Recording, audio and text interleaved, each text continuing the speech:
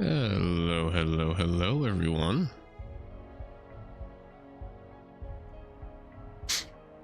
How y'all doing? I'm fine, in case anybody's caring to ask. Yeah. Alright, so what do we got going on? I think everything's already all set up. Getting used to it.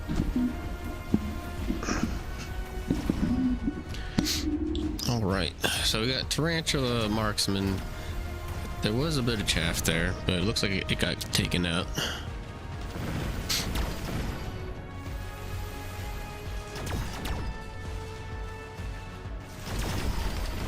Still got some fangs on the left side. They'll probably pop the tower. Are 2 marksmen enough to take out all these fangs? I don't know. Probably. The fangs only are doing like, what, 30 damage a shot? 54, okay. It's not bad. They're just, you know, the range is so bad. Most of them are gonna die before they even reach the marksman. What are you gonna do?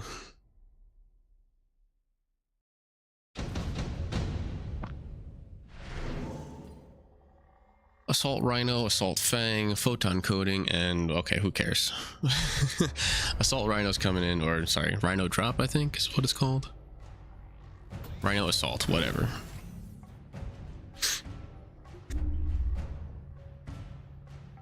It's gonna drop in right here.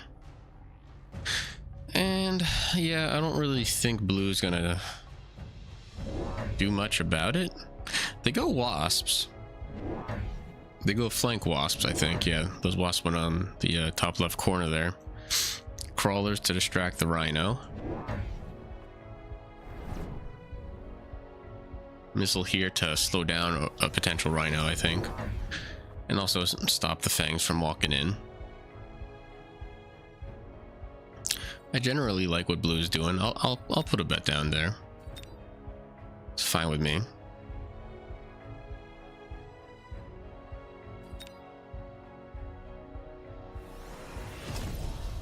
Only round 2, it's not too busy.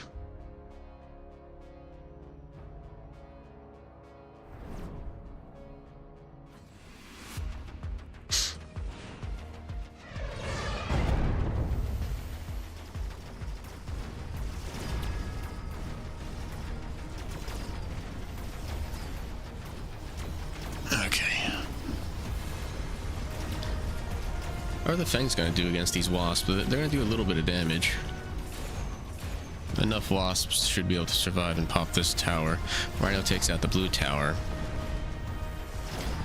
I think the wasps just win on a technicality, basically. I don't think red has anything to attack them. It'll be a slow round, but blue will take it. The question is it worth like sacrificing most of your board for the XP that red is gonna get? They didn't get a lot. I guess the Rhino did a lot of work. Typhoon comes out for blue. We got Underground Threat, Fortified Mustang, Advanced Missile Device, and Redeployment are the picks.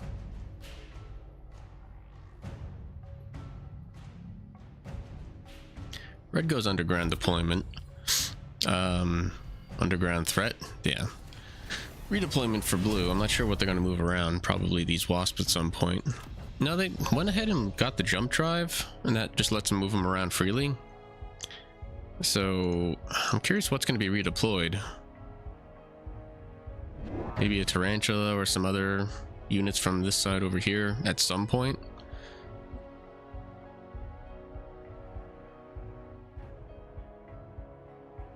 It looks like a marksman was already moved over. Underground threat will probably be covered by these wasps, hopefully. That's what I'm expecting. And blue went ahead and bought another flanking Typhoon. It's interesting. Whoa, melting point. What? Huh. Is there some weird tech here that I'm misunderstanding? I suppose that blue doesn't have a whole lot of damage, so they're thinking that this melting point might also act as a tank for things. I don't know. I don't see the melting point being a good decision there. Well, anyway, we'll see how this goes.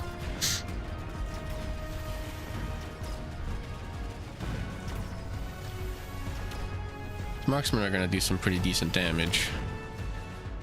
The melting point here still has a full health, so they'll survive.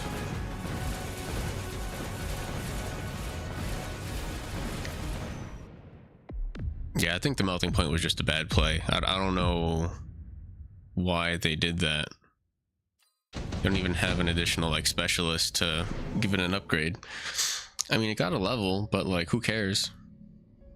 Sabertooth, Mustang, Sledgehammer, Farseer are the reinforcements.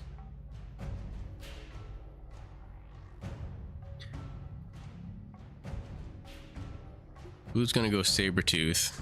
And I mean, red is just doing weird stuff already. Like this was 400 supplies of a giant unit.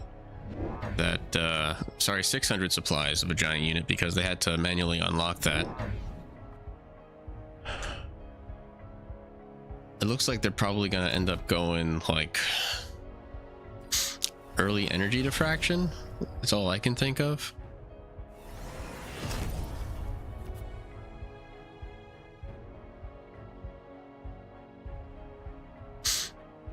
I mean, they do have cost control specialists, so they're getting like an additional 100 credits per round.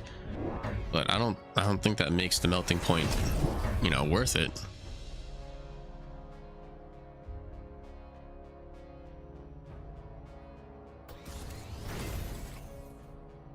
And like rightfully so, blue is recognizing that there isn't a whole lot of chaff clear on red, so they're buying a bunch of crawlers.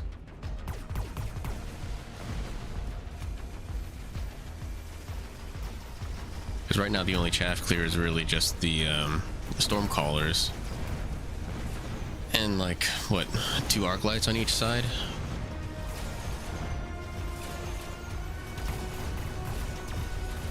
I'm gonna guess this is over around 6 or 7. On round 6 or 7.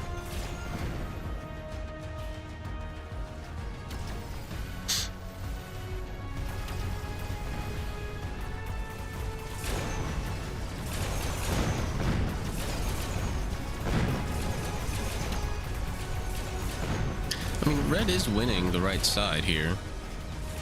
Sledgehammer's helped a little bit distract like the marksman and tarantula, but I mean, like, look at this. There's what, like 1,000 damage right here, just between the typhoons and the saber-tooths.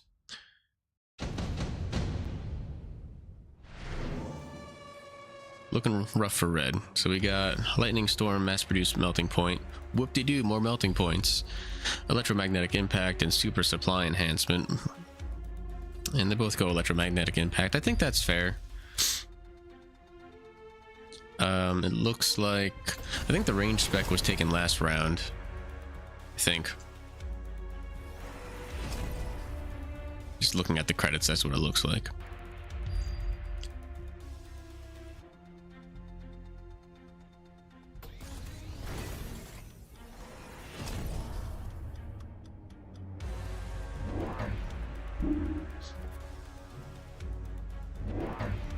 I mean, I'm not seeing anything that's really going to change my mind about the direction this match is going so far.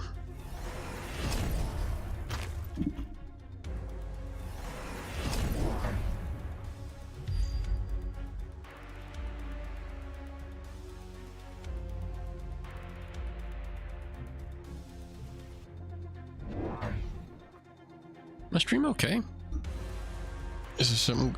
Maybe there's something going on with Twitch. I'm just seeing that I've got like an unstable stream for some reason.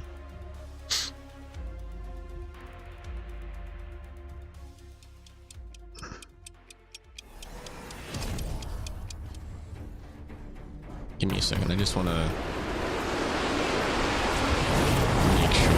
this is working right. Yeah, I mean, it looks good on my end. Okay. Yeah, I don't know. It's weird. I think Twitch is just being a pain in the ass.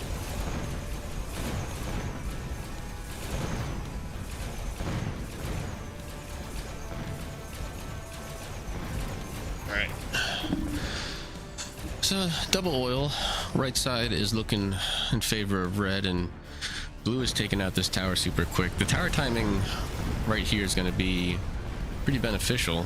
Melting Point will probably get a lot of their targets that they're looking for, so red will take this round. The slowdown really helped, that's for sure.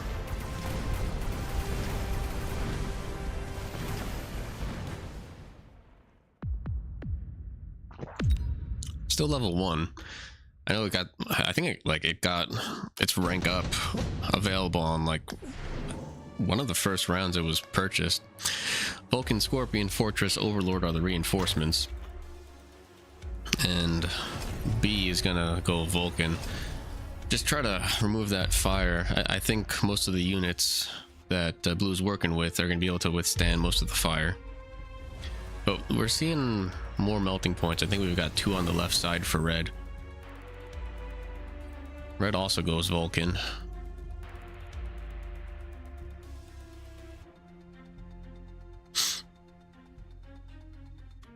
You know, this is pretty smart.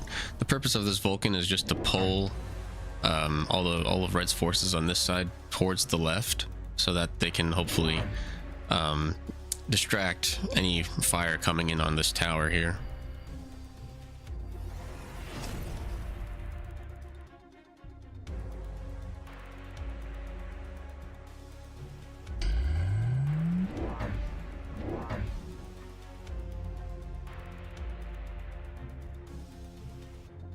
I think it'll work out pretty well. Interesting. They're redeploying the Typhoons up to the top corner. And I don't know how well it's going to work. The Typhoon's range. I'm just worried about these. Oh, wow. Interesting. Weird. So many melting points on this side.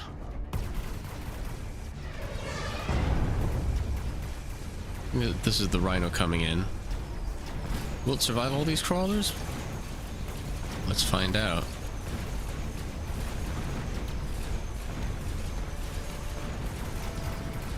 It will, and they'll eventually pop this tower.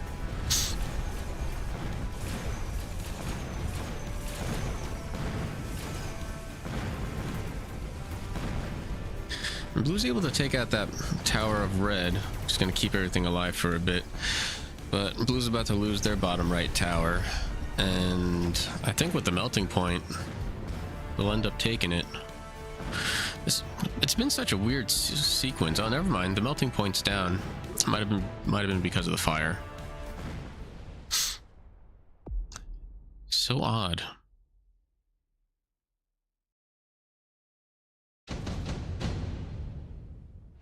I just don't usually see, like, it was the rawest melting point I've ever seen. Like, it cost 200 to unlock. They just plopped it down round 4, and there wasn't a single like 300 or 400 cost unit on the opposing side. So odd. I mean, Red's still staying in it though.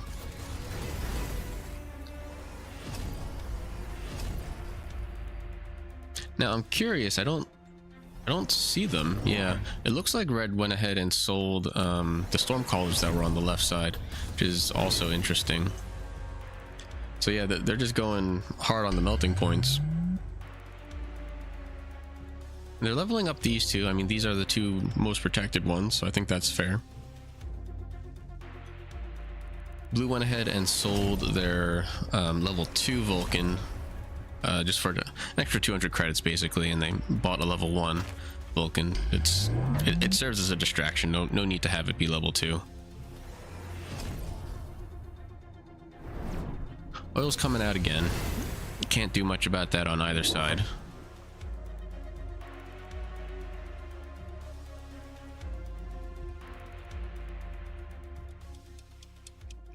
Where is the... here's the crawler spawn. And it's going to try to protect these crawlers that are also coming in for the flank. They do have a defensive tech, but I don't know if that really helps too much against this. I mean, the crawlers will end up... The red crawlers will win this battle down here and eventually take out this tower. But blue's going to probably try and rush down this tower before they lose this one. And... yeah... blue is just winning the fire rate battle now. There's too many targets for these melting points to try to deal with, even with the fire. So it's looking like blue's going to take this. It's going to be a lot of damage here.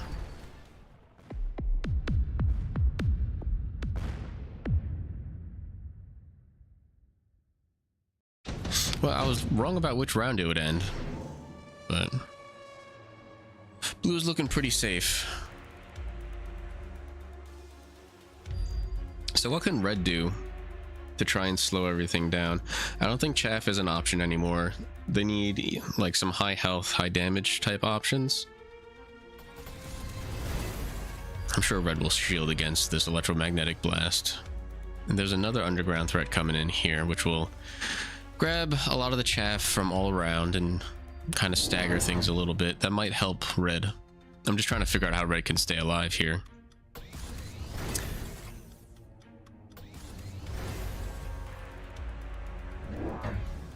I think with like the ranged saber-tooths and the damage coming in from the typhoons, it's not going to be very easy to deal with.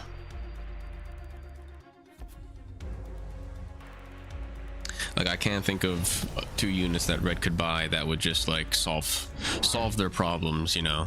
We're on round 8, so whatever foundation red built for themselves is what it is.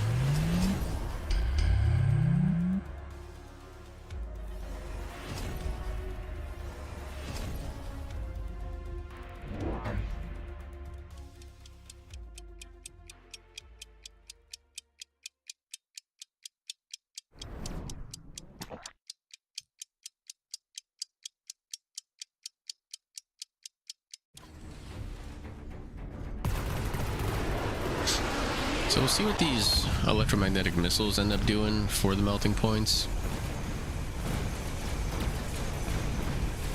It doesn't solve the wasp issue. There are so many crawlers coming in here. And all that really needs to stay alive are these saber-tooths. Yeah.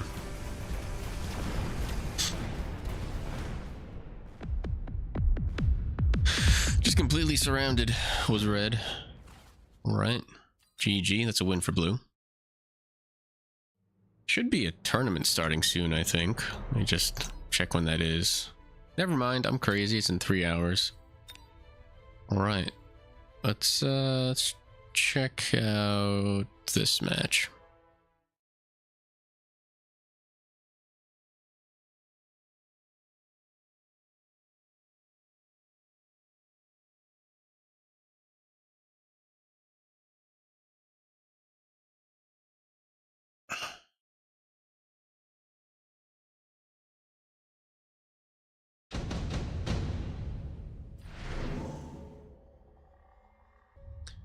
We got some Ray reinforcements and some Phoenix reinforcements.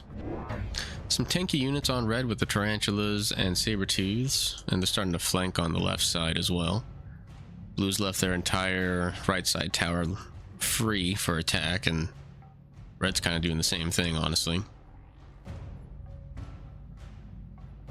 It's funny how sometimes you get these like little agreements where it's like, all right, we're gonna fight on this side for a bit.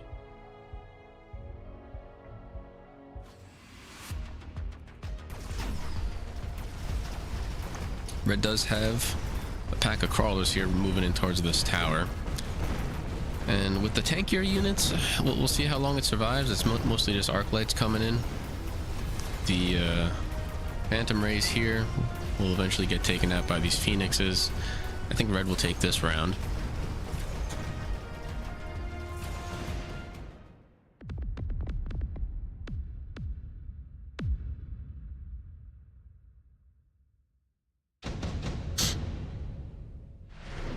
Farseer pops in for blue. We got shield drop, advanced missile device, assault scorpion, and fortified arc light. I mean, I'm always a fan of shield airdrop.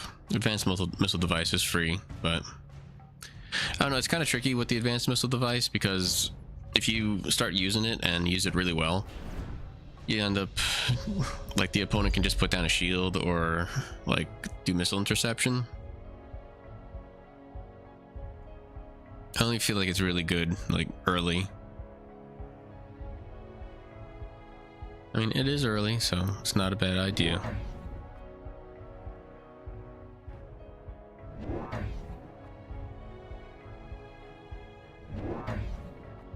Funny that these two flanks are just gonna run into each other. It's like a reverse front line, basically. No flanks anywhere else yet. Most of the credits have been spent.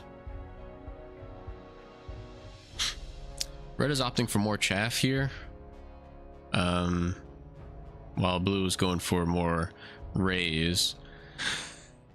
And I think the red chaff is... I'm liking what red is doing a little bit more. I'll throw a bet there.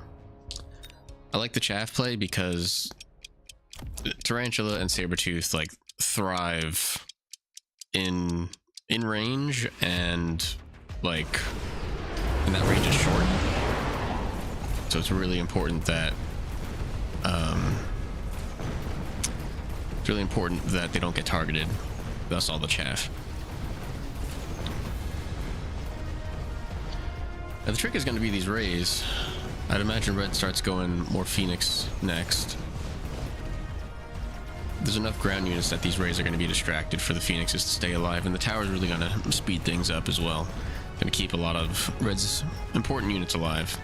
They did lose a Tarantula on that missile device, but it wasn't too bad.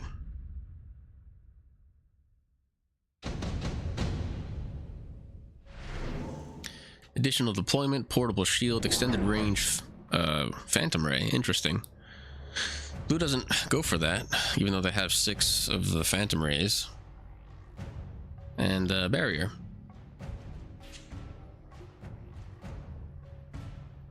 So I'd imagine red is thinking that blue would have taken the extended range phantom ray.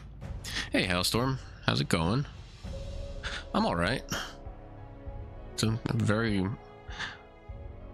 rainy day, but oddly warm.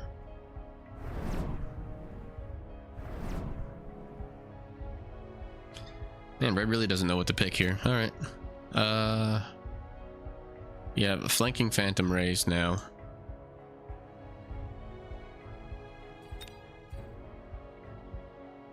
I mean, with 800 credits, if I was red, I would have taken the additional deployment slot and put down something that takes out these phantom rays easily. And honestly, like, going harder on the Phoenixes would be fine. It's possible that with the portable shield, yeah, they end up taking a giant unit to try and take out these rays. And I think the splash range, yeah, the splash, the AoE on these overlords are actually really good. They can take out the phantom rays pretty swiftly. Hey White Prince, how are you doing today? How's the stream, by the way? Twitch was kind of like losing it. Twitch is continuing to lose its mind and saying that my stream is like super unstable, so I don't know what's going on. The bitrate's really weird. Maybe there's something going on with the restream.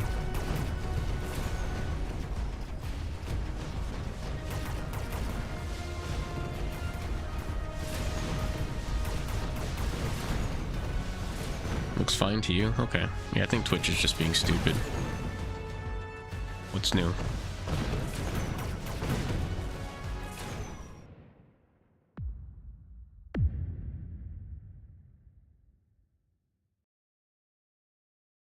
Looks fine to you as well, Hailstorm? Okay. Alright. I'll trust you guys over the automated analytics of Twitch. So, mobile beacon, assault scorpion, electromagnetic impact, and intensive training. Red's taking their time with these reinforcement picks. intensive training is what they go for. I'm curious if they'll just upgrade one of the tarantulas, or maybe even purchase another overlord and upgrade that.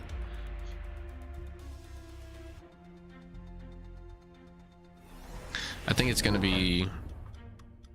I think multiple overlords is more important than upgrading their overlords at this point.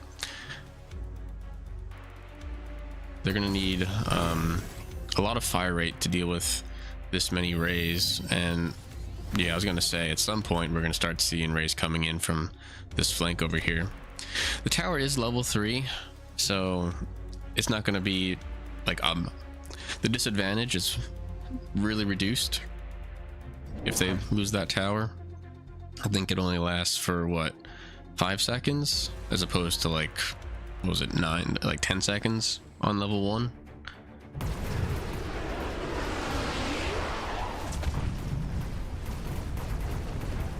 Tower's gonna pop here. Red is also flanking with some really weak crawlers. Oh, that's not a whole lot of damage coming in here either. That's fine. So as long as blue can maintain some chaff to distract these overlords, they're gonna be okay. I would imagine that we start getting some votes on blue. HR Giger Chad knows what they're doing usually. Ion Blast gets taken for blue. We got Smoke Bomb, quick cooldown, and efficient giant manufacturing. And they're gonna take, red is gonna take the efficient giant manufacturing. They sell their saber tooth that was shielded before, and they throw that on the level 2 overlord. And I'd imagine we get a couple more overlord purchases, maybe even 3.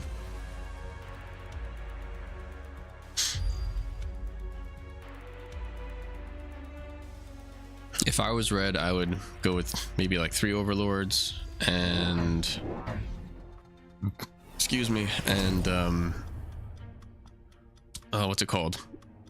Upgrade this tower, maybe.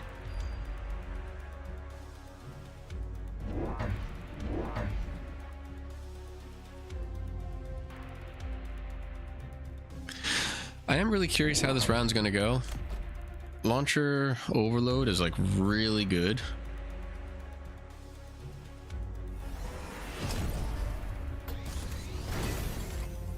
And that's interesting. They opt for mothership instead of range. So overload's really good because it helps them, you know, take out whatever units are like not priority, right? It clears out the chaff, and then eventually it clears out these phantom rays and the important units that they need to take out faster. I think this overlord is maybe not going to die, but it's not going to do a whole lot. Now the mothership option is pretty okay. This thing will stay alive. It does stop that tower from getting popped, but with the Farseers and these phantom rays, it's just gonna like take out all these overlords.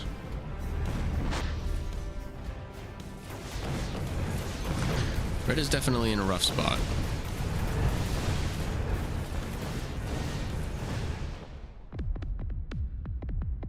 And it's not that like they've made bad decisions. I think it's more like they've been counterpicked pretty hard.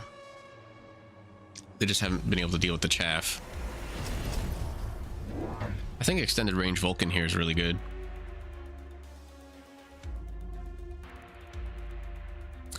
But unfortunately, blue went and got the melting points, which is going to make things really tricky. So red goes sandworm. I think, yeah, it looks like they're going for a tower snipe, which, I mean, given blue's forces here, it might work out. Unfortunately, if this missile ends up hitting the worm, it's kind of going to jack things up. Man, blue really leaned in hard on these melting points, and they're going for the win here, and it looks like they get it.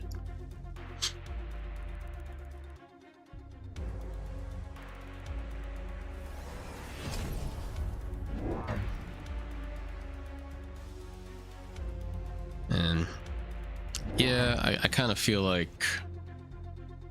I mean, there's enough damage on Red's board to take this out. But I don't think it happens. I don't think there's enough sustained chaff for Red. Blue basically has these 3 lines of target disruption with the chaff here. And it's looking good for blue.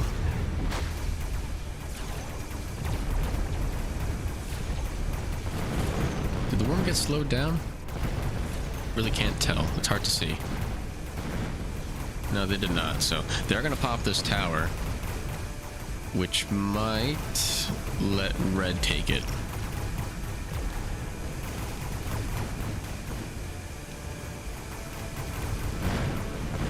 Oh, the tower timing. Just in time. No, blue's going to take it, and yeah, just enough damage. Just enough.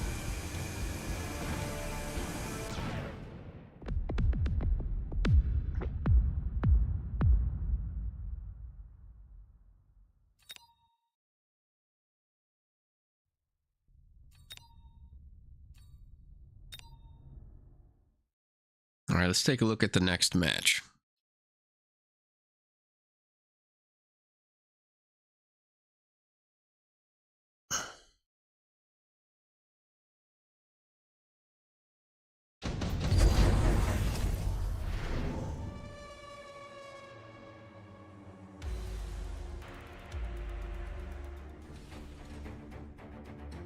A lot of small units on blue's side.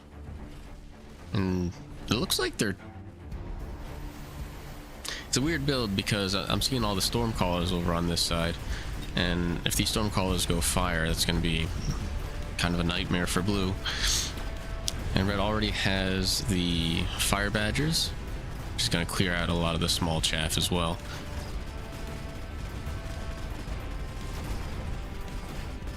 I mean, generally, red is built a lot better right now. I would like to see what blue does on round 5, just to...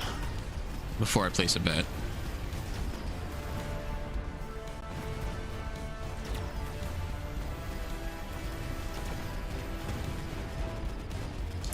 It's just because, like, red is so far in the lead right now, I would think that blue does some sort of drastic change.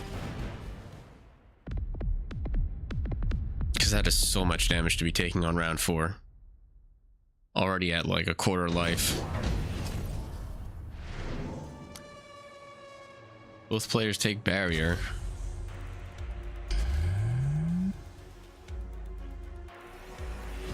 Yeah, and blue's just kind of leaning into the Vulcans. I don't know how well this is gonna work. Their range right now is, what is it, 135, and the Mustangs are also 135, so they'll be able to reach the Mustangs. It's really just a matter of these Stormcallers, depending how much damage they're able to do. It could be rough.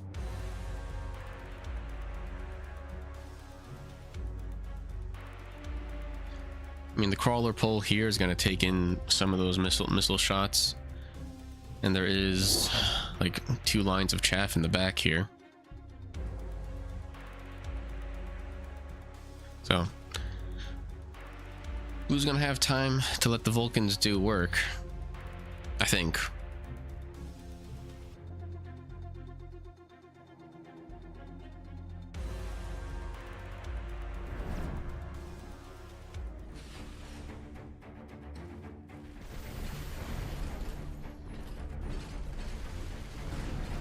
Alright, let's keep an eye on the range of these Vulcans. Let's see what targets they're hitting. And if the targets they're hitting are like what they need to be hitting. Because this Vulcan right now is getting hung up on this Fire Badger.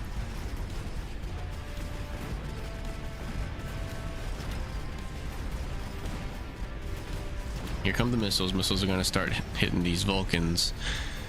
And that's just kind of gonna leave the Stormcallers left to do most of the damage remaining.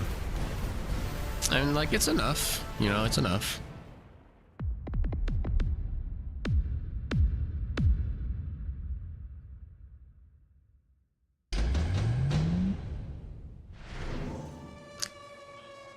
like it's kind of a risky commitment still with that many small units. We got Scorpion for red, Fortress, Rhino, Sabretooth are the other three options. I would imagine blue takes like just something to sell, the Rhino or the Sabretooth. I can't really imagine the Fortress sticking around. No, they go Scorpion as well, and a very close range Scorpion at the moment. It looks like this is just going to be a Stormcaller battle at some point, and yeah, all these Vulcans are going to be used to clear out the chest so that the Stormcallers are hitting the targets that they need to hit. Interesting. Melting points come out. We're going to see extended range on that very quickly. And as long as those melting points can stay alive, it might work out. Like, that's their other like kind of sniper unit, just to take out whatever is tricky. I think the concern was probably the Fire Badgers.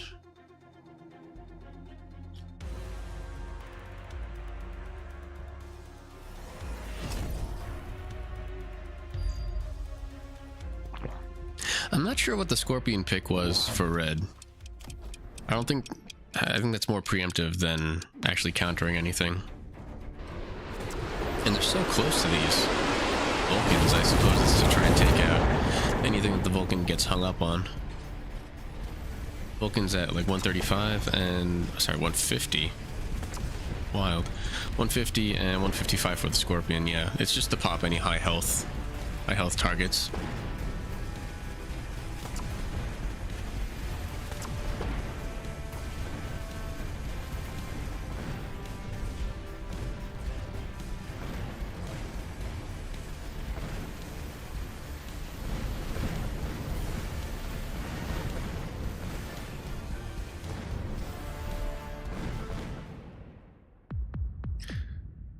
Like, blue's kind of coming back.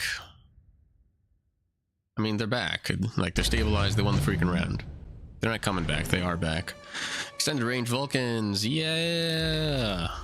That is going to be wild to look at.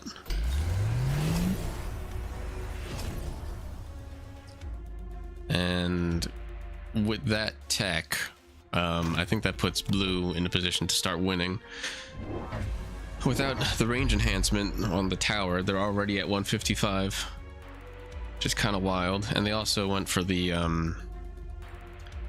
increased attack. It doubles the Vulcan's attack tech. Oh, fun!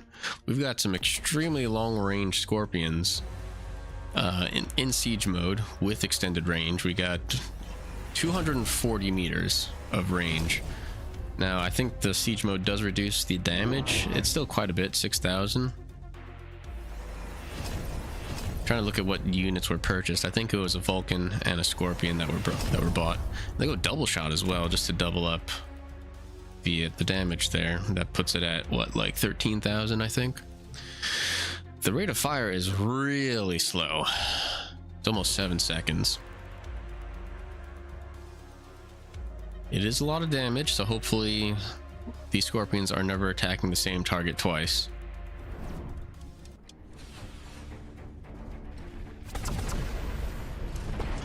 Big middle line of Vulcans here. Sniper Vulcans on this side. Did blue take the range enhancement? They did. Okay.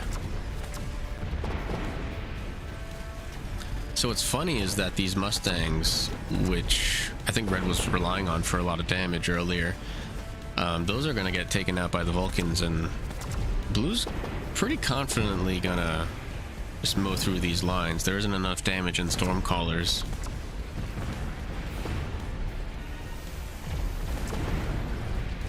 I think it's over. Damn. What a turnaround. I'm not sure if I'm curious how differently that would have went if the extended range Vulcan didn't come out.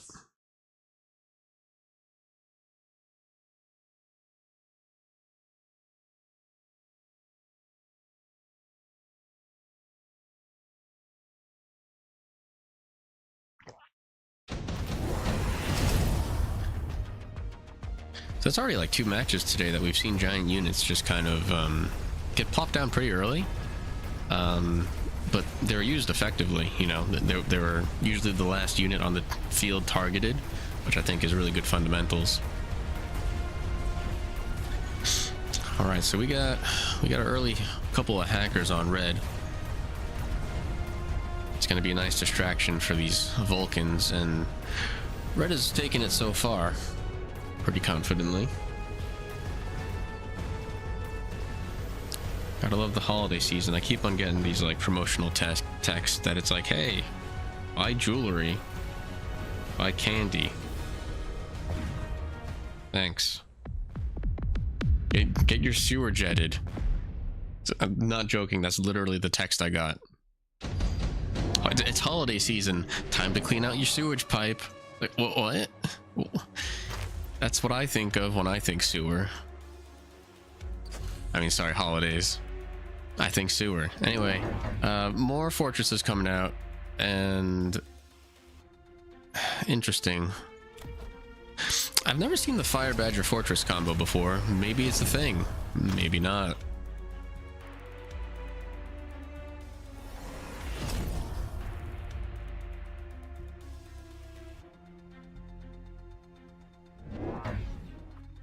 Well, either way, this Ion Blast is gonna jack stuff up. Rocket Punch! I mean, just because Rocket Punch came out, I'll throw a vote on blue. I don't care if I lose all of my insight. I love me some Rocket Punch.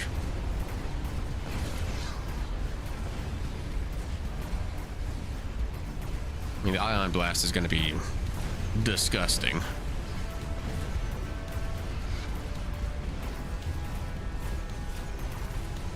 So, blue will take this round. We'll see how, like, a real round goes without the Ion Blast. It says the season to clean out your sewer. Fa la la la la la la la. I can't believe you just said that, because the opening of the text is fa la la la free estimates for December. No joke.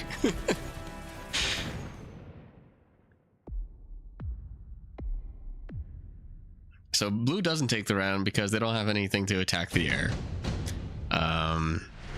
So that's stupid. Typhoon's probably for blue at this point. You need to clear out the chaff. You send me that text? Damn, I didn't know you worked for American Jetting Company. Weird.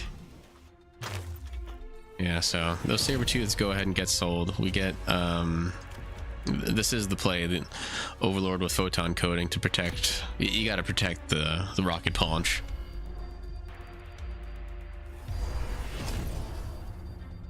We get a healing melting points, and we get more melting points coming out with the range. Does this have any debuff? No, just it's all buff. It seems too good.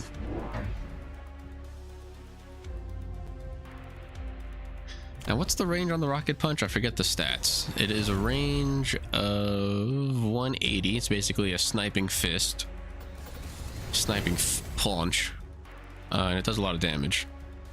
I think it's 15,000 per rank, and everything. All the fortresses are currently rank 1. They got no more cash, so no rank 2. Some distractions coming out here. I think red still takes it. I don't see the setup doing much better than it did last round. The melting points are a little too aggressive, perhaps. Ooh. But it's funny with the healing, the melting point was like, I don't care what you're doing to me. I'm all healed up, bro. So it's really just a matter of blue's chaff distracting the melting points. And besides photon coating on the overlords, we don't have any other tech.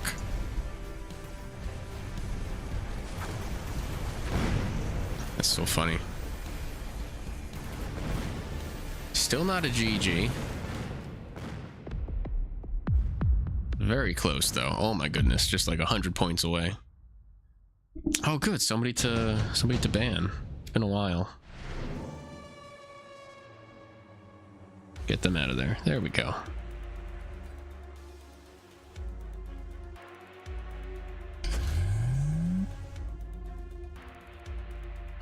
All right. Come on, Blue. Make Rocket Punch work. That was also you? Awesome. It's good to know that all of my interactions are from one person.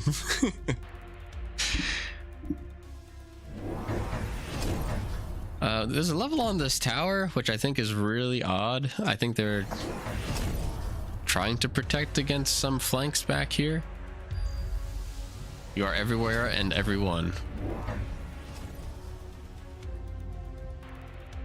Interesting rhino here. I think that was just from a reinforcement at some point. They have rhino specialists, right? Yeah. Okay.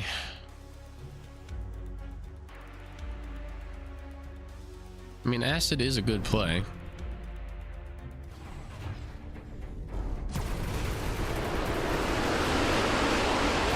Those missiles really took out all that chaff pretty quick, huh?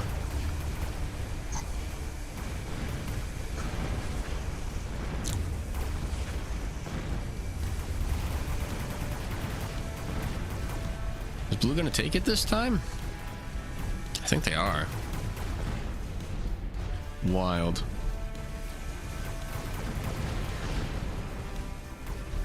There's a nice grouping of units here that can try and take out these giants. I just don't know if phoenixes are going to stay alive long enough. No. All right. We got another round. The acid did a lot of work. What's funny is that the shield that was here got taken out super fast. So that acid's going to do a lot of work. I think this is... if Blue's going to win, it's got to be this round. They got to keep as many of their units alive as possible. If you can't have fun, I say fa la la la la la la. Sure. Why not?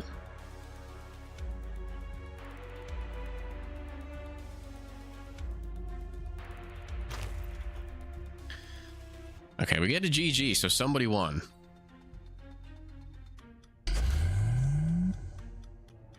Barrier goes on this melting point. Is red gonna flank?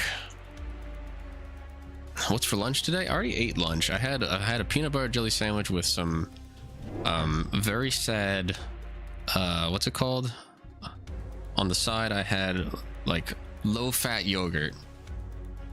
I am a tall, skinny dude, so low-fat yogurt is something that I wasn't looking for in the store, but they were out of like the normal yogurt with some honey, and yeah, so there's just some sadness there. These shields are really weird. I'm not sure what they're doing. I think they're getting popped pretty quick.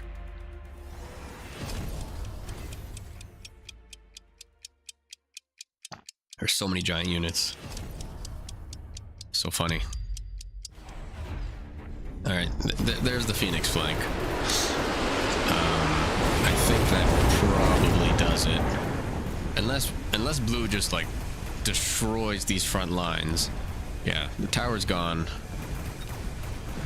It is level 2, so it's gonna take a couple volleys, but pretty sure it's over for Blue. Yeah. There it goes. We're gonna see these melting points get close to popping. What's funny is that they're healing, so the acid didn't completely destroy them. Plain yogurt, might as well eat water. Now I put some honey in there. I used to put like blueberries and other fruit as well, but sometimes fruit is freaking expensive. Smooth or creamy? Neither. Chunky. Give me the chunkiest, nastiest looking peanut butter you can.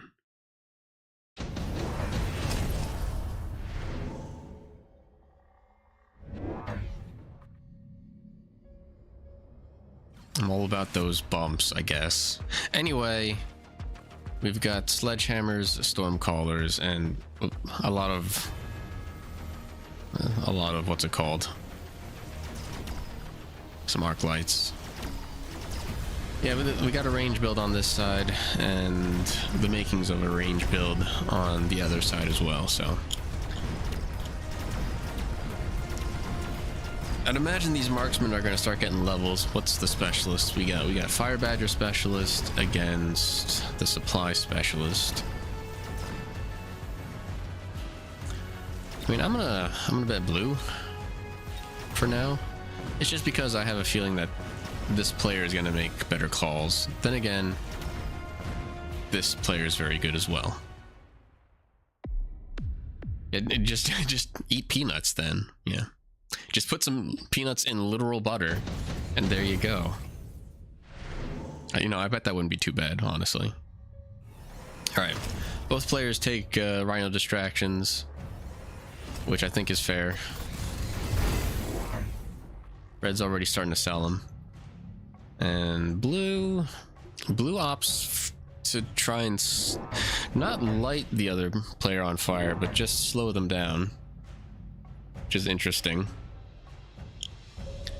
It looks like some more storm callers are picked here. What's your jam of choice? Toe jam? No, I'm about that. I'm about any jam, honestly. Just give me some sweetness. I'm really not a picky eater. I'll try anything and everything at least once, usually. Unless, you know, it's like poisonous. But yeah, just like some like grape jelly or jam or strawberry preserves or whatever. Seedless raspberry. I like raspberry jam, yeah. My wife makes some really good like, I think they're called like raspberry thumbprint cookie type things. It's like a really short bread cookie, and then you poke your thumb into the center of the cookie so that you make a divot, and then you put like a teaspoon of raspberry jam. It's really nice. She usually makes that like for Thanksgiving and Christmas. Damn, this Rhino made it all the way over to this tower. Crazy. Blue still takes it.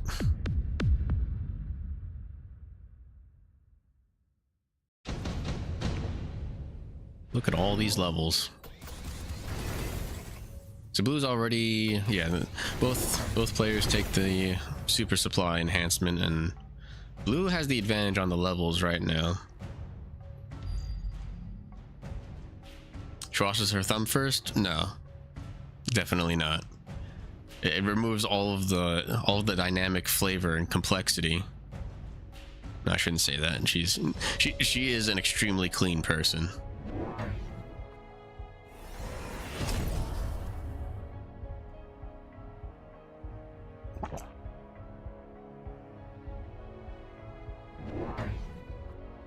Well, given the levels and the chaff, I'm thinking that blue is still in very good shape. It looks like red's gone ahead and just completely sold their they're gonna sell all their rhinos. And honestly, I like blue's decision a little bit better, just to keep them around. I know they're just acting as like walking XP for the opposing players' units, but like they're also a really good distraction.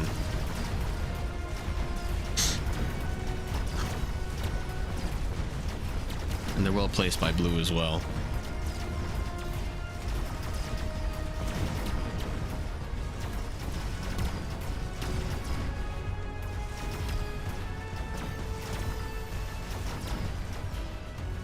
Now this range battle is starting to get a little tricky for blue with all these marksmen, because I think they've got the extended range, which puts them at 180, which is the same range I think as by default as the Stormcallers. So we might see extended range Stormcallers come out. There's only one marksman that survived for red, so blue's going to be able to survive this round just barely. Improved fire control system, deployment module, and efficient giant manufacturing and rhino assault. Sorry, words are hard sometimes.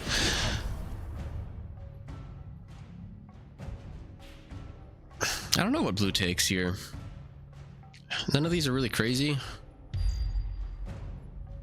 I'd imagine they're considering either of these. Most of their they're gonna have a lot of units, so improved firepower isn't too big. They're not really gonna be moving stuff around. Yeah, they just go ahead and skip it. I think that's fair. Okay, I feel like we watched this match yesterday.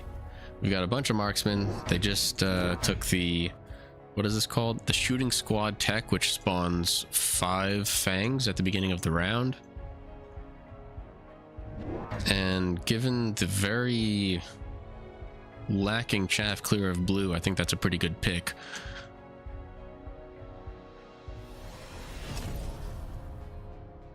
Never mind, we just saw fire come in.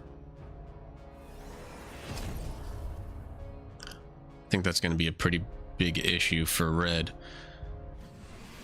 The question is going to be, what do they do later? Do they just start like buying shields, or they don't really have any units that have inherent like missile interception?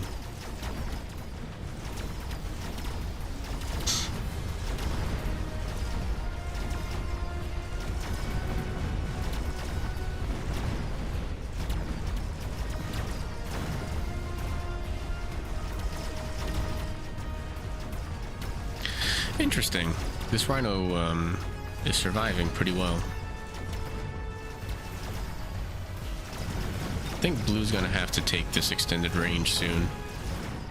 These marksmen, there's too many marksmen and too much chaff for the shorter range stormcallers to like stay alive.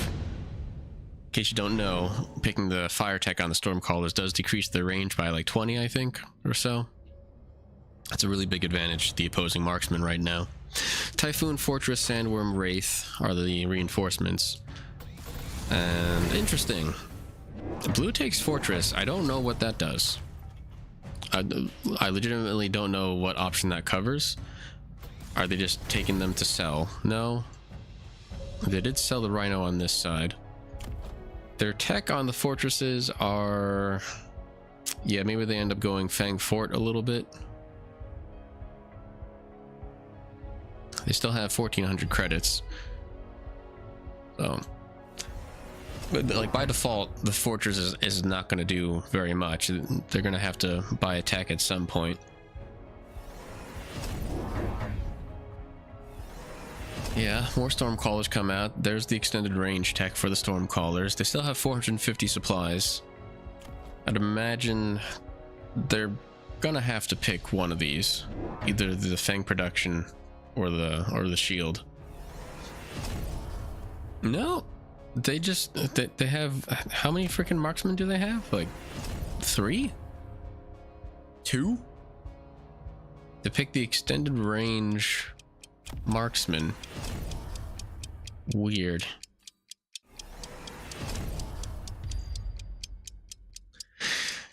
That's weird to me because they only have 2 marksmen. I'm not sure if that tech does as much for them as like a Fang tech on the fortress would do, you know. Oh, they don't have the shield actually. I was thinking this was the shield. All right, well we'll see what happens here. The additional Stormcallers with the additional fire is going to do, it's going to help a lot. I guess they're keeping the fortresses around just in case the worm comes in, right?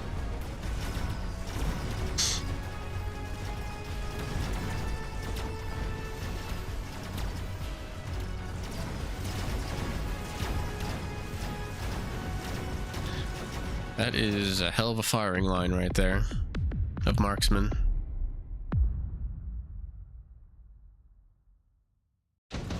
They didn't even take out the sandworm. Red's sandworm stayed alive the whole time. Super heavy armor, enhancement module, Rhino assault, Mustang production line. Red's just gonna go ahead and keep on beefing up that worm, it looks like. It did not get a level. There just wasn't enough on the board for it to eat. And blue's got to be thinking, oh god, how do I not die this next round?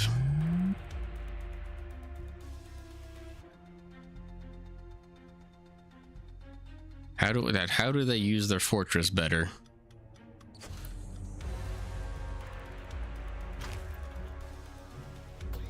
I think these shields are pretty smart. That keeps the fire from getting a little too far.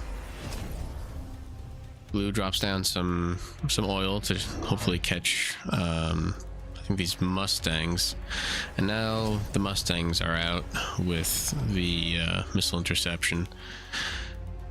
It's looking rough for blue. Anybody got any ideas? I'm not sure there's much that blue can do right now. Like, it's one thing for the same rank as the marksman too, so those are high level fangs, which, I mean, like, who cares? But yeah, I don't know, I think it's pretty tricky at this point. It's one thing for there to be like a lot of marksmen, but they're all like really high level marksmen now as well, so like doing big investments will probably just end up getting popped by the high level marksmen.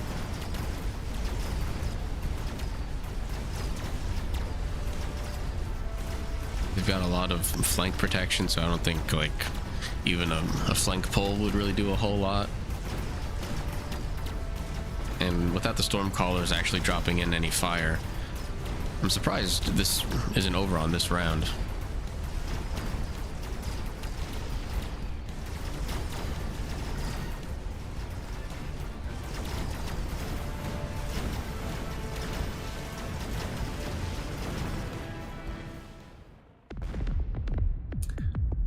It's really close.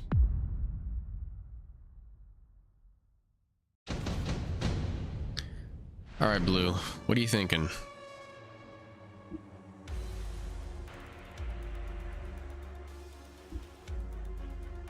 I know if I was on Blue's side right now, I would have no idea what to do. They got Sabretooth, Phoenix, Vulcan, Tarantula options for the reinforcements. They go Vulcan. I would imagine they just buy a couple more Vulcans, throw the missile tech on them. Nope, they take the range tech. Huh. Why? Range tech and ignite to deal with the worm. Okay. But missiles though. So like, fortunately for Blue, they never wild. They go elite Vulcans. I mean, we'll see what happens. It looks like we're going to another round. I guess this works. I don't understand why. Is there really enough health on these Vulcans to like take out these marksmen? Or maybe the Vulcans are taking out the Mustangs, which allows the Stormcallers to do their damage. We're gonna keep a very close eye on this line right here, and we'll see how long these giants stay alive.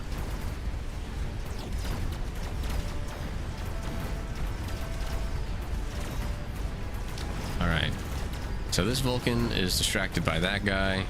Alright, so we got some ignite happening here on the worm, which is what they're looking for. This Vulcan's already popped. Fortress popped on this side. Vulcan popped here. So we're down to 2 giant units. Most of the Mustangs are gone, which is going to allow these Stormcallers to come in and do the damage that they need to do. And allow, like, this one marksman to do their job. Alright, Blue takes the round. It was close, but they took it.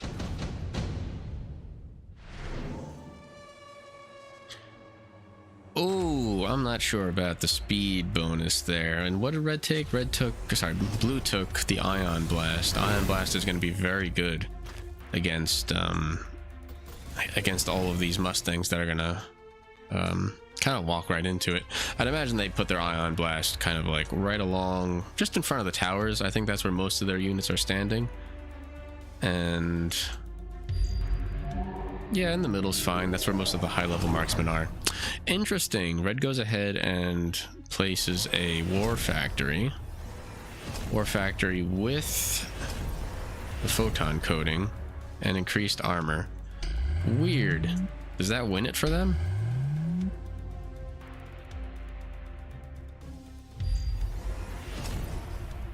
There's a chance it does, but the real question is, will they be able to survive all the Stormcaller damage coming in?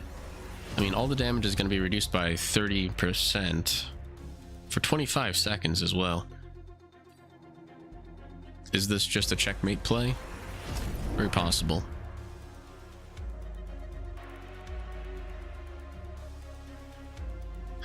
And like, what is this going to target? It'll target the Vulcan. It's only got 100,000 health. There's a shield here. They got some sledgehammers to take out. And then pretty much just the tower. So I think the snipe is going to work out pretty well for red.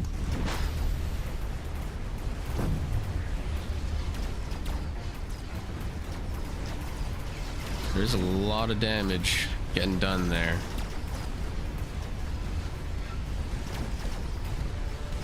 Ion Blast didn't work out that great. And now the Mustangs are in to intercept all the missiles, which means that it's just a matter of time before this tower gets popped, and that'll be it. It's over. The GG.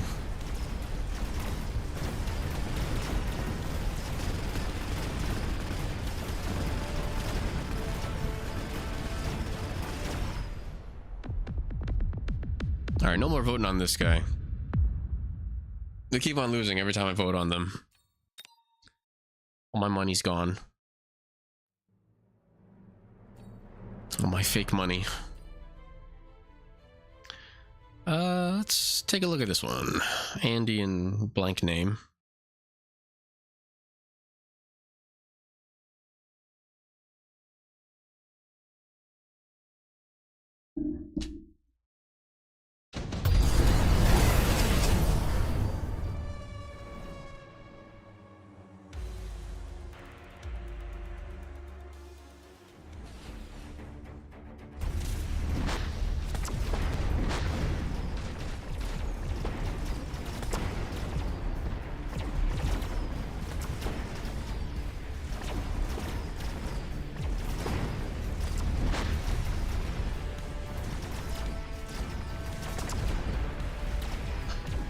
Okay.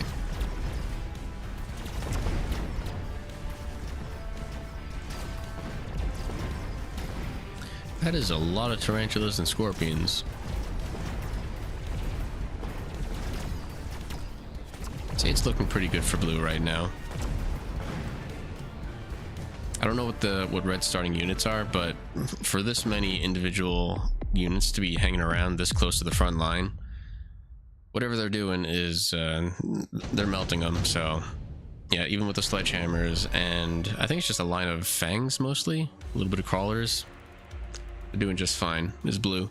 We got underground threat, advanced targeting system, electromagnetic impact, and redeployment for the reinforcements. What's it called? Underground threat for blue and electromagnetic impact for red. I think there's, what is it, 4 tarantulas? Interesting. Yeah, there's only 4 tarantulas, but I guess it's enough for the spider mines to work. They are really high level tarantulas. Is this elite specialist? No, aerial specialist. Okay. I wonder when these scorpions came into play. I do like the placement of the scorpions next to the, like directly next to the tarantulas, because what this kind of does is the tarantulas usually struggle with range, which means that they get targeted pretty early. But when you place units right next to each other like this, it kind of splits up the damage, because all the opposing units on this side will attack this guy, and then the units on this side will attack this guy. So you can basically do like a 50% damage reduction for each unit, and honestly the space between these two splits up the damage there as well. I think it's very clever placement from blue.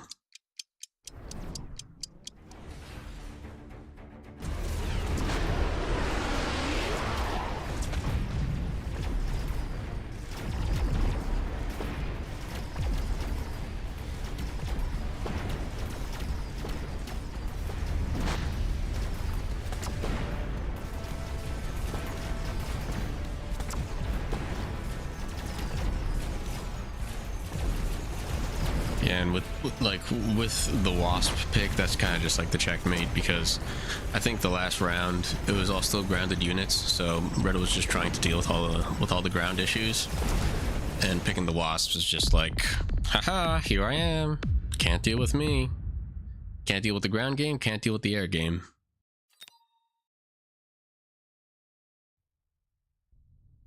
All right. Yeah, it looks like we're going to be watching the same two players as last time, with that weird Whore Factory checkmate at the end. I'm not voting on red-haired anime guy this time. I'm just going to throw it on P right away.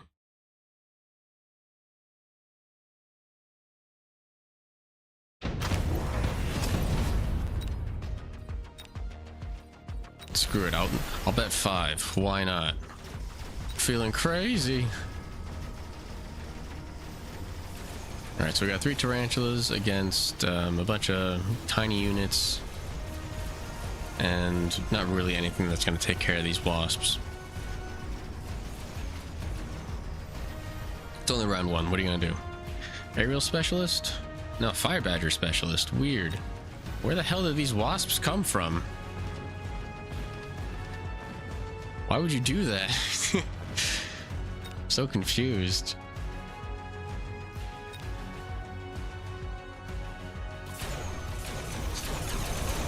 Where did these wasps come from? I'm really confused, because with Fire Badger Specialist, you don't get the instant air unlock. You only have 200 credits to work with. You must have sold something, but in order to sell something, you need to buy the thing to sell. So you probably sold a 200 cost unit that gives you an additional 100 credits to spend 50 to unlock the wasp, and then another 200 to buy them. And that's exactly what they did. They sold the Stormcallers to buy the wasps. You know what? Fine.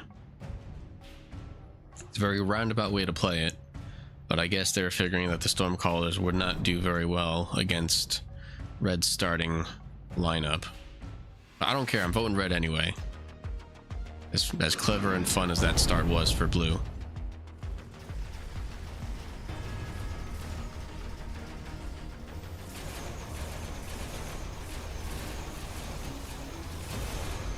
This tower is just getting absolutely sacrificed. Now, if this missile hits the crawlers first, that would be really beneficial. That's exactly what it does. So this tower's gonna pop pretty quick. Rhino will run in and do nothing, apparently. He's gonna wait for these phoenixes to die.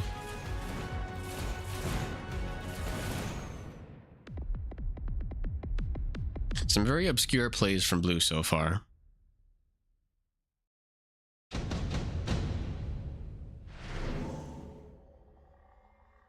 Advanced shield device, wasp, swarm, elite mustang, and efficient giant manufacturing.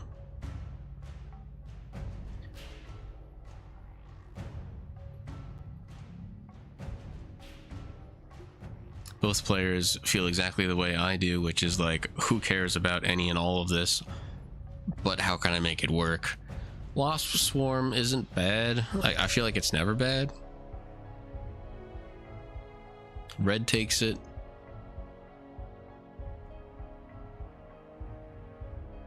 It's possible that blue is thinking kind of the same thing, I would imagine. I don't see a reason for them to go with giant manufacturing yet. Elite Mustang is cute. Just a little early to be using it. Yeah, they go ahead and sell. Oh, sorry, skip. So we got more tarantulas. Red's build is probably gonna move towards spider mines.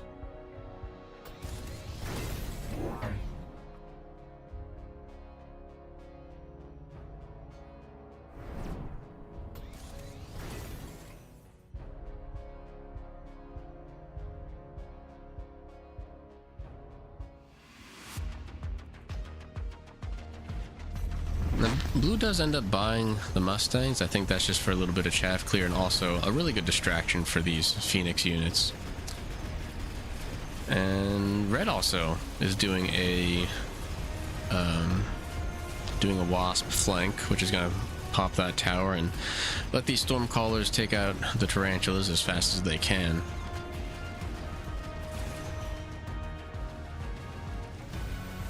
Oh, interesting. These wasps are turning around and not going for the tower. Wow, those stormcallers didn't pop any of the tarantulas. Well, it's not looking good for red. You know what, folks? Sorry, it's not looking good for blue. Never mind, I'm crazy.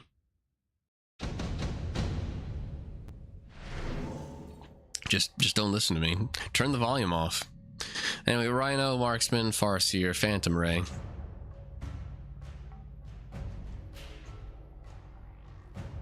Both players go Phantom Ray. Honestly, I think like rank 3 Marksman or whatever it was for blue would have worked out pretty well. They're kind of struggling with taking out these tarantulas. And the first tech on the tarantulas is range, not the spider mines, which I think is fine. Blue still doesn't really have a chaff clear option, but the amount of chaff that red has is doing just fine.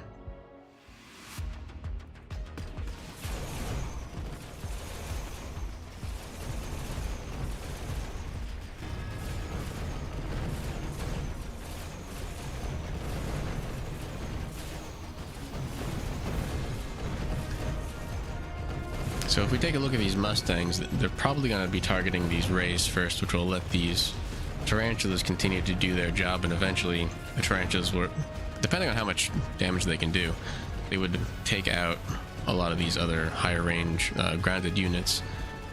But I think there's just too many Phantom Rays for blue right now.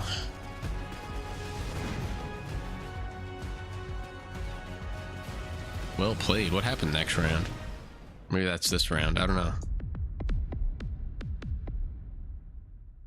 I can't remember if the emotes are timed with like the rounds or like real time. Laser sight for both players. That I would imagine goes on the Phantom Rays. Well, maybe a Mustang actually for blue.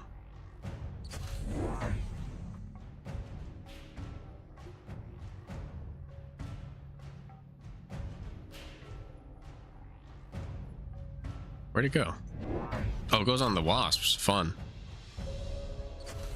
Gross.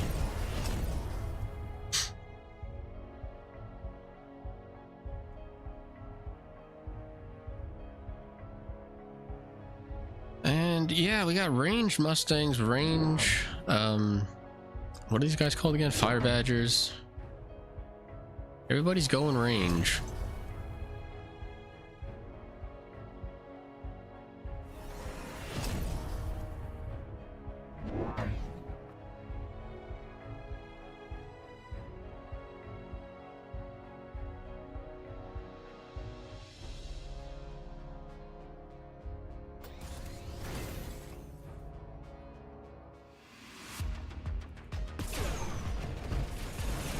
Yeah, I don't know. It's looking pretty even to me. But, like, maybe I'm stupid. We'll see what happens.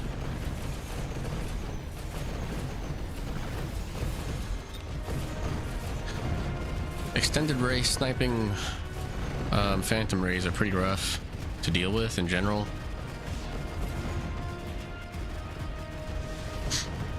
But red's gonna take this side and blue's gonna take that side. Power timing isn't really gonna matter. I am curious how these Mustangs do against this group of Phantom Rays. And like the range helps, this tower gets popped. A lot of these are gonna go bye-bye. And blue will take the round. Still pretty close.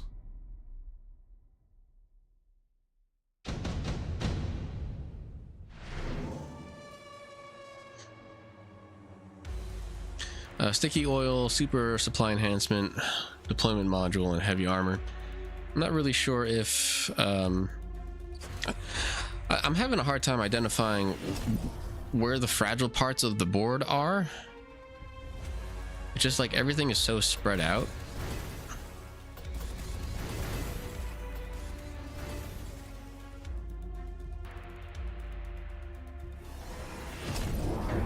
Like if I had to place a bet again, I would specifically bet on this winning.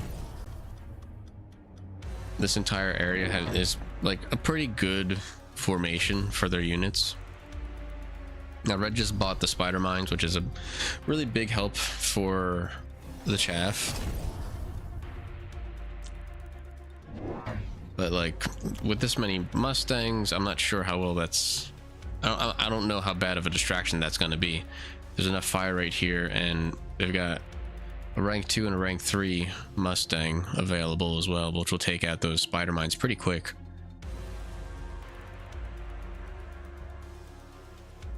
I mean, the rank 3 sniping ray here is pretty good. There's enough chaff clear on red side to start eating into whatever is over here protecting this tower. At least what I'm seeing is kind of a repeat of last round, where blue ultimately takes it, but there's probably still going to be a tower trade.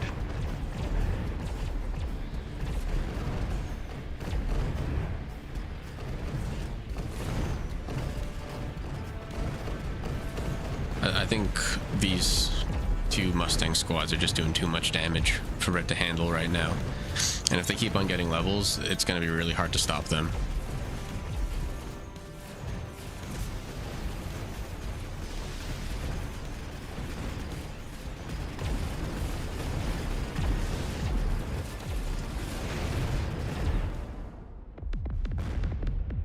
Yeah.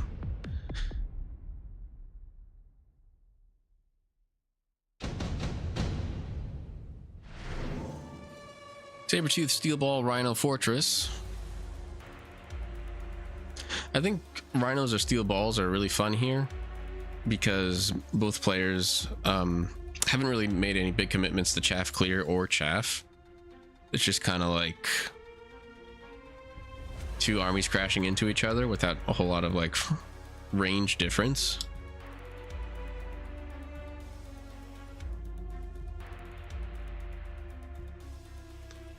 Blue takes the rhino first. We'll see if it gets sold. I wouldn't be surprised if they use it as like a flank or some sort of mobile beacon to run up into this tower or something. I don't think red has a whole lot of damage to kill it. Yeah. Blue goes ahead and... oh, fun. Yeah, blue places their... Huh. Was this here already? Wild. Blue places the rank 6 rhino over in this corner. And yeah, red's gonna do a tower snipe. It is pretty open here. Not a lot of ground units to stop this rhino.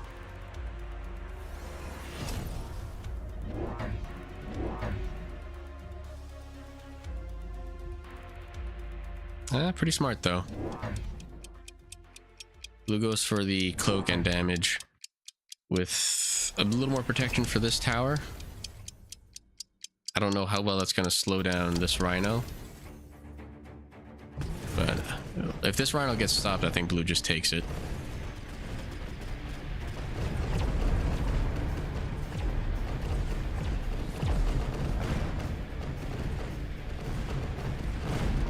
Yeah, rhino's popped on this side.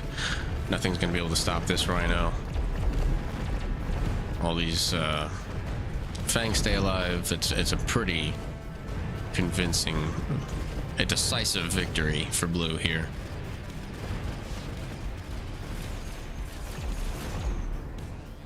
So if we've learned anything from this match in our previous matches, it's just like, don't, you know, agree with me on bets.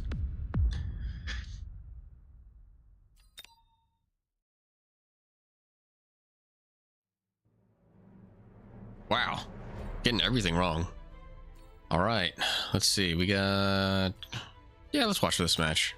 I like these two players. Math is Might and HR Giger Chad.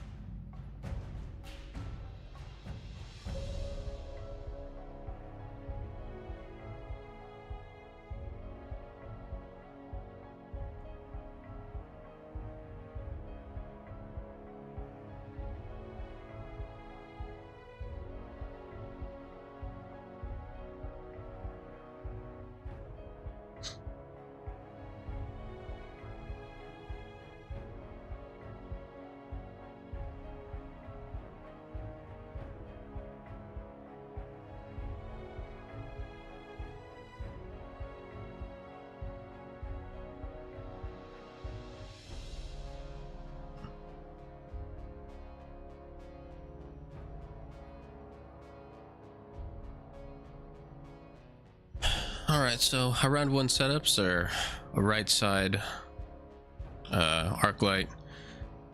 How's everyone's Friday going? I'll let you know when we get there. Arclight, Sabertooth, Crawler, and center placed Fangs and Tarantulas for blue.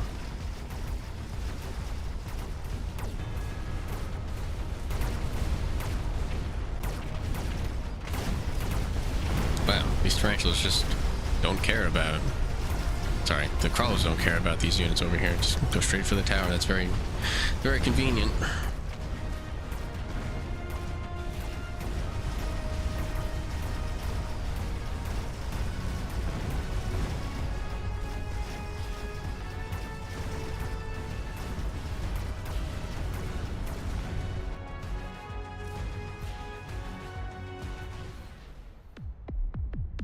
But red still takes it.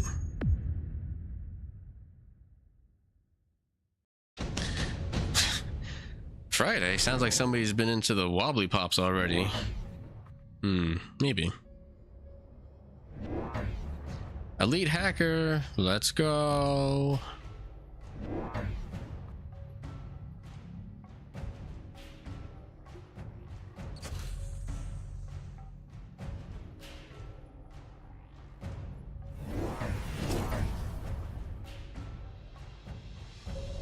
And I'm not really sure what you hack yet. Just waiting on some ground units to pop up for the hacker to actually hack. Trying to will Friday into existence, White Prince. You know, I think that's a fair thing to try to do.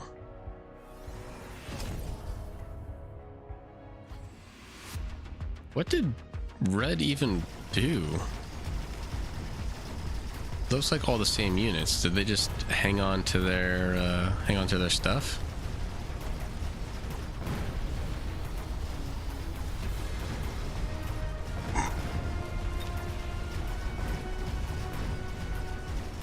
They kind of did.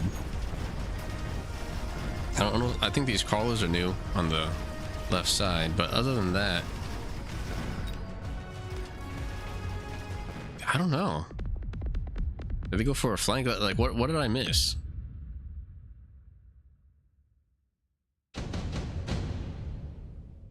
Yeah, they put a flank on this side. Okay. Assault Fortress, Elite Fang, improved fire power control system, portable shield. This one always gives me issues talking. Talking is hard. Portable shield for red. God knows what's going to happen for blue. Improved fire power control system for blue. And there's our first elite hacker. And it looks like they're mostly just going to be hacking fangs and crawlers.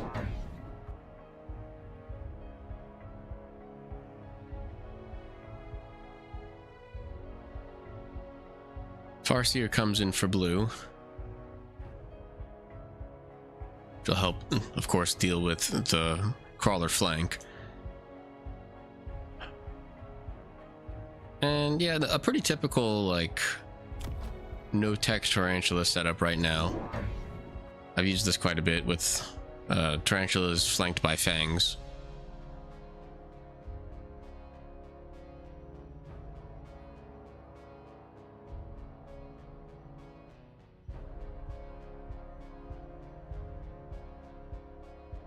I'm not sure what blue's thinking here. They've got 400 credits to spend and no units to buy. There you go. Just bought some more crawlers. They're like, screw it, I don't know what's coming.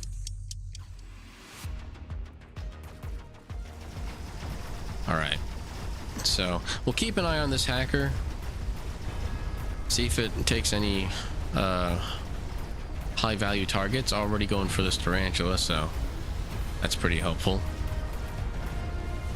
It helps not only clear the chaff, but distract all the chaff and other targets. But yeah, that hacker's dead.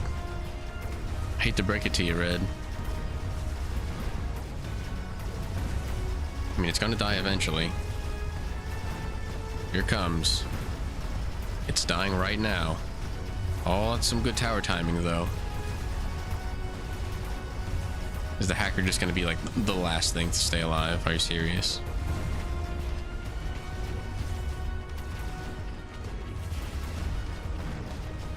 Okay, finally. Jeez.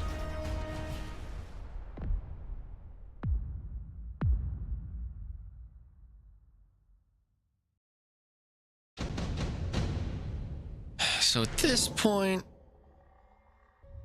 you got Sabertooth, Steelball Wasp, Scorpion reinforcements.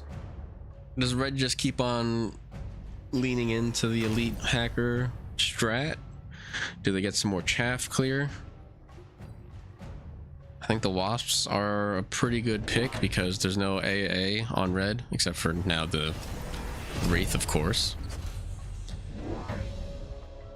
There's a very quick sell of the Tarantula there for the Wraith. And like this flank protection for blue is pretty good. Wraiths are just flying tarantulas is kind of how I see them. And it makes sense that you sell the Tarantula and go Wraith because you just really don't want to have these hackers. You don't want to give these hackers the ability to get your high strength units. So we might see a lot of these. We might see these two Tarantulas get sold as well. Mustang Hacker is pretty strong for Red. I think next round we'll see the aerial specialization.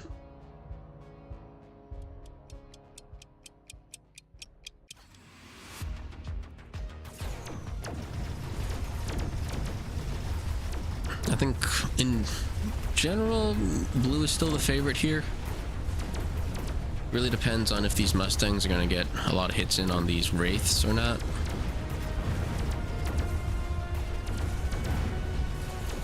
And yeah, it's not really happening.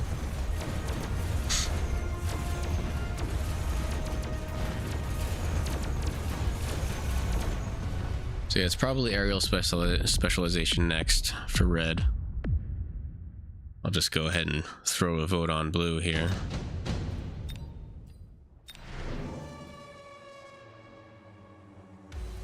Orbital Javelin's pretty damn good.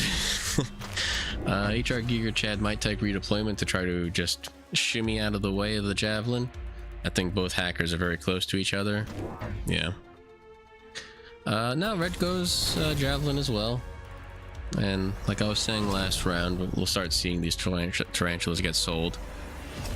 I think there's too much of a commitment now from Red on the hackers. And I don't know, I think it's kind of weird that they're just leaning into regular range and not the aerial specialization for the Mustangs. The Mustangs are placed, one of them was placed further back, probably to protect against a potential tower snipe. The other ones just kind of stay in line with all of this. And these Wraiths are still going to be an issue. Where did... yeah, that makes sense. Red places their orbital javelin over in this corner, and that's going to take out most of the units that are here. Like, all of them. And yeah, we'll see how these Mustangs do. I think the Wraiths will still end up staying alive. Sledgehammers don't have any healing or armor yet. These hackers are getting popped as well. That's gonna leave Red with what, about 300 health? Maybe a little less. A lot less, 108? Yeah.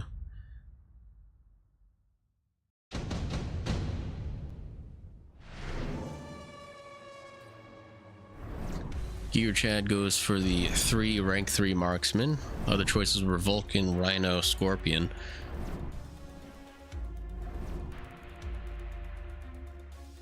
I think blue could just take either of these units and sell it off and just kind of continue on the path they're going.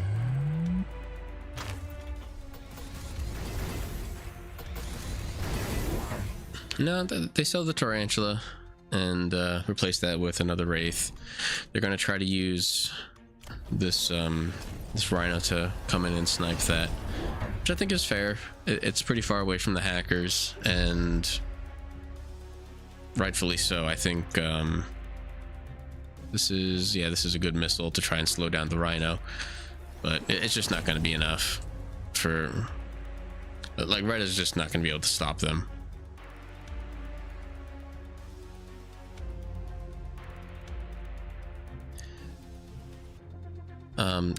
There's like a decent amount of chaff clear with the Mustangs, and I think the aerial specialist marksmen are gonna have a pretty good attempt at taking out these wraiths. It's a fun missile, but it's also really funny that it's a really good timing on the shields there for the fangs. They stopped all the missiles, and the wraiths get popped. I think that's good. It's kind of what we're expecting. That's funny. I guess the rhino is gonna stay alive, right?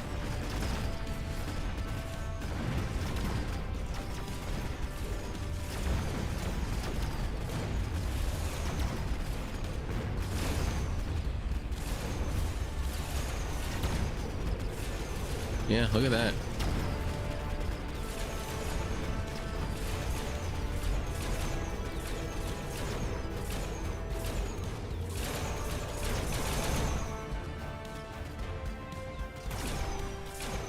It was close.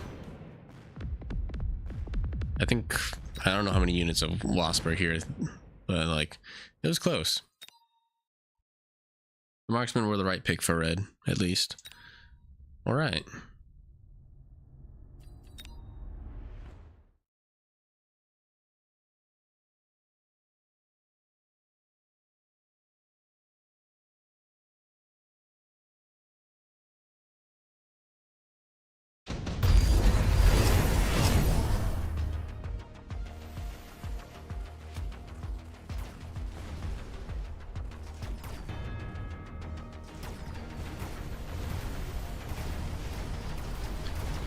So for blue, we got some Stormcallers, Arc Lights, Marksmen,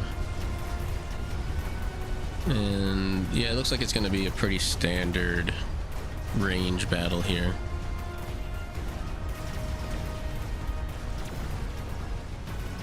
Pretty much like a mirror match.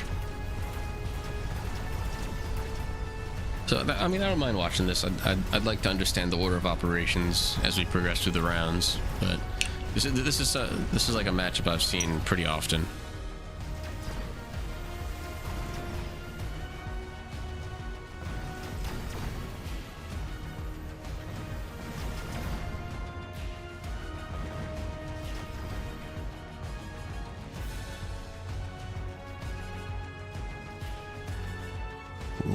What is surviving for Red right now? I'm so confused.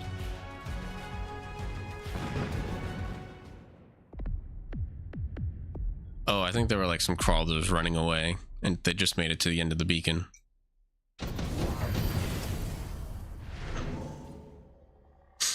All right, intensive training, extended range, Vulcan, heavy armor, super heavy armor. Blue goes for the intensive training. Is Red thinking extended range Vulcan? Because we saw that before and it worked out pretty well with this type of setup. Blue opting to buy more marksmen. Red takes the heavy armor.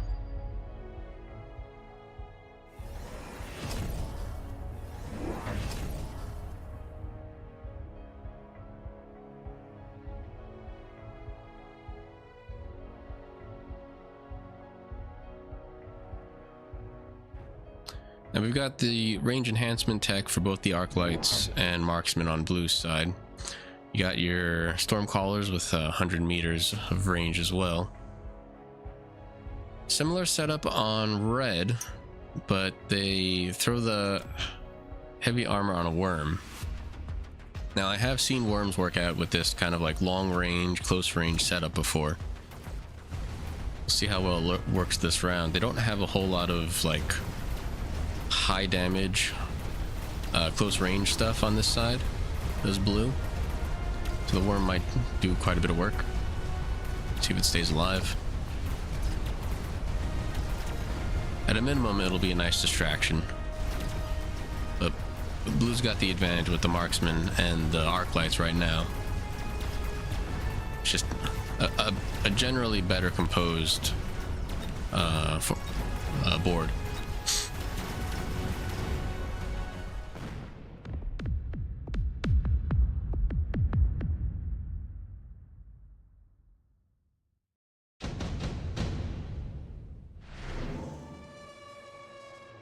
Wraith Typhoon Overlord Melting Point. And again, I don't understand the melting point here. I think it's like more preemptive for any other like high health units that red will put out.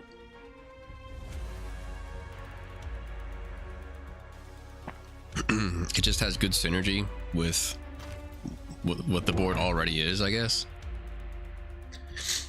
And they opt to sell the level 2 one to purchase the level 1. So it's like an additional 200 credits for them to work with. I think that's pretty fair too. You don't need the level 2.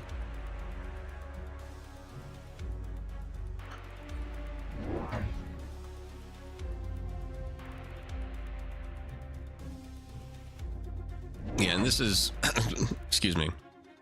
I think it makes sense now. Like I forgot about Red's worm. Forgot about the wormy boy. And blue goes EMP arc light, which I think is fair. That's in preparation for potentially this worm getting like mechanical division or armor, I think. I'm not sure if armor does a whole lot, but mechanical division would. I think red is just flailing now. They don't know what to do. It's very possible that they fell behind earlier in the rounds in regards to like the marksman and arc light levels.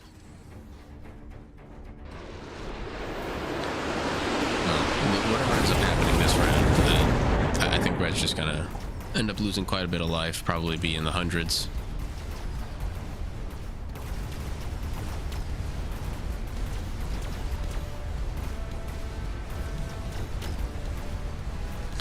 Yeah, we'll keep an eye on this worm. I think that gets popped pretty quick. I think red bought a little bit more chaff, perhaps. I see some more fangs coming in, is all.